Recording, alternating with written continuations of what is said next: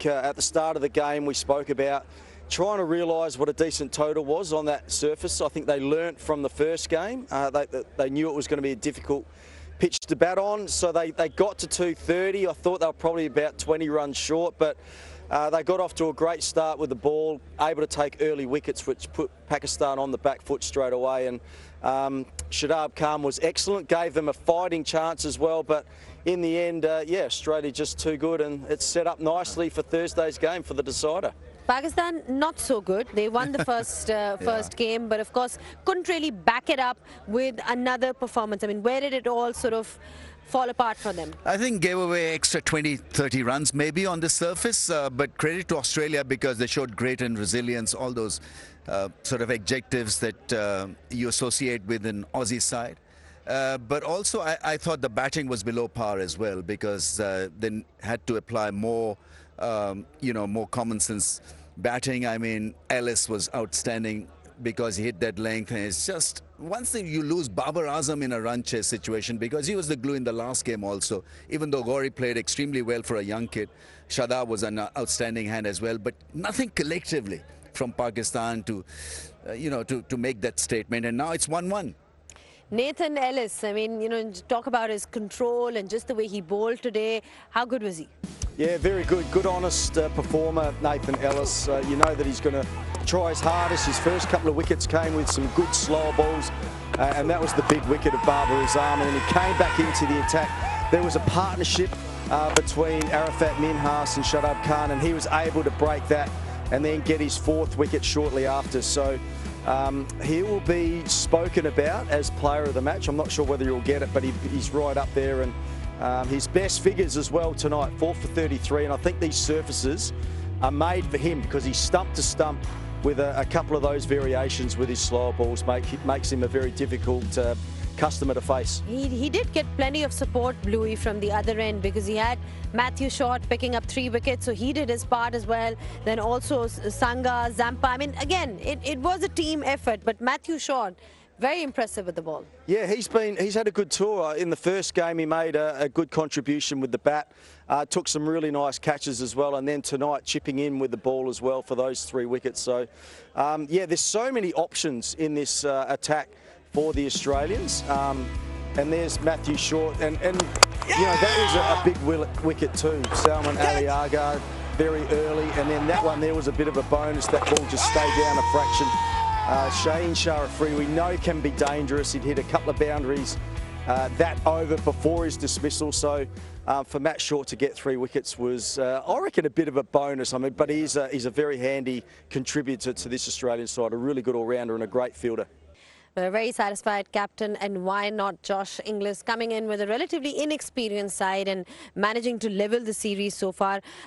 Rameez, in terms of Pakistan, we spoke about the fact that they gave away perhaps too many runs towards in those last few death overs, but also their batting approach. When you look at that batting, you're looking at 231 bowled out for 190, certainly required a better effort. Yeah, they needed partnerships. They needed grit like the Australians showed, in the middle phase. Everything had to work out precisely for them. But in a run chase situation on such a surface, it's a bit of a lottery because, you're fighting a kind of a losing hand. Once you lose 3-4 top players, then it's about how well the tail-enders play, how well the late middle order reacts to the situation. And the Australians were just too good. I think because the add-ons bowled so well, I'm talking of Short, who's not your usual go-to bowler, but he picks up 3, and then Ellis picks up 4, and that is where Pakistan were dented quite badly. And from an Australian perspective, we spoke about, Bluey, that they need to perhaps learn to adapt better in these conditions in regards to playing spin, how to negate spin. And that's something that we got to see much better overall in terms of an effort from Australia. When you look at the likes of Cameron Green, Josh Inglis, Renshaw as well, everybody seemed to have a bit more caution, so to speak. Yeah, absolutely. And we heard from the captain just then at the presentation that they came up with their plans at training after the first game, and I think in the end they just summed it up. They just needed to be a little bit more patient. There was a lot more dot balls on surfaces like that as well, so try not to get too concerned about getting bogged down at periods of time. And You know, I thought 250 was probably about par on that score, but they're talking about anything over 200. So, and they did that, 230. So I think they've learnt a lot from the first innings, the first game, not to get too greedy and, you know, push up between 250 and 300. So it's going to be interesting to see what sort of surface is produced for the third game. Having a look at it, it looks like it's going to be fairly similar to tonight's game. Yeah, I'm afraid. Well, good teams learn to adapt really quickly, and that's what we got to see from Australia, that they've managed to rectify from the mistakes that they made in their first one-day international and play better cricket overall. We'll take a short break here on pitch side. When we are back, we'll have a closer look at the batting from Pakistan side.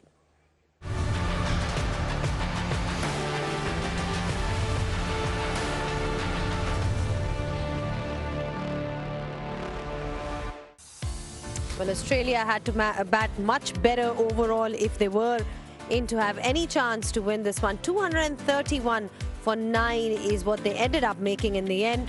And we got to see some really good innings by Cameron Green, Josh Inglis, Matt Renshaw also amongst the runs, making run a ball. And then in response, Pakistan was short of runs, couldn't really fire at the top. Middle order also was struggling. Australia winning this game by 41 runs. It's also good to see the captain leading from the front when it comes to Australia. Josh Inglis making 51 in 74 balls. And that's what you want from a captain, Bluey. When you talk about Josh Inglis, you know, it's not easy for him to be coming into a different country, leading a side which is relatively inexperienced, and then also having that responsibility on him to score runs. So it's good to see him sort of take charge. Yeah, he looked really calm tonight, especially, you know, after they lost Alex Carey, very first ball of the game. So Josh Inglis batting at number 3 tonight and just looked, you know, very good, composed, and just wanted to spend a bit of time at the crease. And I thought in the first game he took a few too many risks. Tonight he was just very composed and made sure that he was out there for a period of time and had a good contribution with Cameron Green. It was a little bit unlucky to get out as well. There was one that, you know, kept really low that took his off stump as well. So he played really well tonight. Good, very good contribution. What about Cameron Green? How impressive was he, Ramiz? Very impressive because he put it right. I mean, he did struggle in the first game, couldn't comprehend the length or the spin, and this time is a lot more determined, gritty, resilient. And it was such an important innings that he played. And, you know, when he got to his 50, there's this little marker on his heart saying that, you know, this one is for myself and for the team, and really had to fight hard to get a 53 of 92. And, you know, it was a tough innings and made under tough conditions, and so happy for him. Can Pakistan then make any kind of changes, or I mean, what are you expecting from them going into that third and last one-day international? I think just be a little bit more tidy, especially in the last part of the innings. I thought, you know, and as Shaheen Afridi pointed out in the presentation as well, they gave away about 15-20 too many runs on this surface. So it's about partnerships with the bat. It's about making sure you don't lose wickets up front in a run chase situation, and when you bowl, be miserly.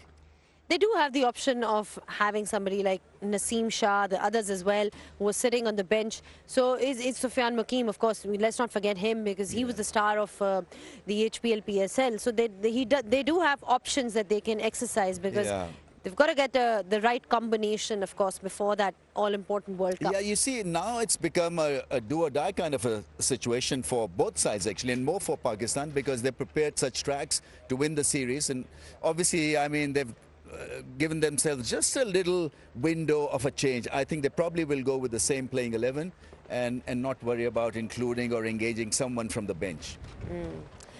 All right, then the action continues in this series, Australia versus Pakistan, and it's very interestingly poised because both the teams have won one game each, and we come back on the June 4th, where the coverage starts at 3:55 p.m., which is the last and the final ODI of the series.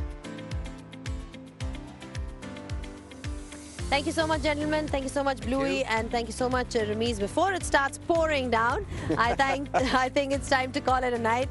But I hope you guys enjoyed today's action. Of course, it's great to see that Australia has made a comeback in this series. The series is now leveled, and it's all to play for in that final one-day international. Very much here live from Gaddafi Stadium. Until then, it's next time. Goodbye from all of us.